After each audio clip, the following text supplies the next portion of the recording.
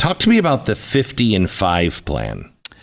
So the UN has partnered with Bill Gates on this, what they call digital public infrastructure. It's a very fancy term. And I think the simplest way to understand it is they're building a giant digital gulag for all of humanity.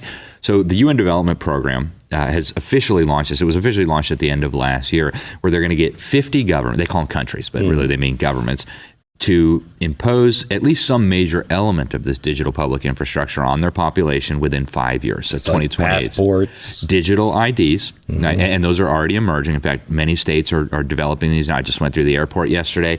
You can scan your digital ID QR code, right? So that's happening. And that's really one of the main reasons for the COVID absolutely nonsense. The architecture that was laid down is the backbone of this global control grid that they're building.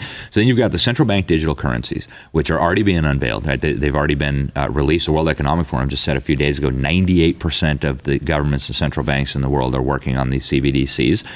Once they're fully operational, I guarantee you they're going to start waging war on cash much more openly. They'll say it's a tool for terrorists and pimps and every nasty thing, tax cheats, everything you can think of. Then you've got the payment processing systems, and you've also got, we just had the head of the World Health Organization talk about this recently, the digital health certificates, the digital vaccine passports.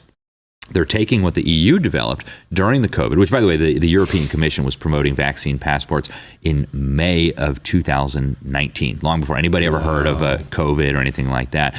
So they're taking all of this together, and they are using it to build a control system that will not just be able to surveil and monitor everything you do on an unprecedented scale. When you combine it with AI, the ability to make sense of all this data, it's just mind-blowing, but also to manipulate what you do. And so they're talking about this, again, pretty openly. If you look at the World Economic Forum meetings, they talk about the benefits of programmable central bank digital currency, where they will be able to say who can buy what, when, under what conditions. And then the Bank for International Settlements, Carol Quigley, to go back to him for a moment, Bill Clinton's mentor, the guy who really exposed this global agenda to create a one world system, he said the apex of the system was going to be the Bank for International Settlements. This is an institution that's almost entirely unknown to Americans. And what they are working on right now, and this is not a secret, it's not a conspiracy because it's not happening behind closed doors, is what they call a universal blockchain ledger.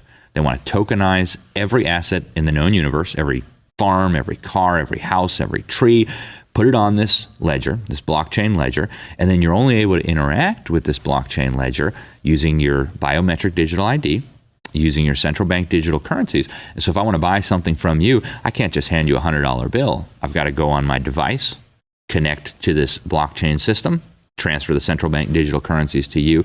And so this is a mechanism for controlling humanity that I think is really unprecedented in human history. And when you take it all together, it's very obvious.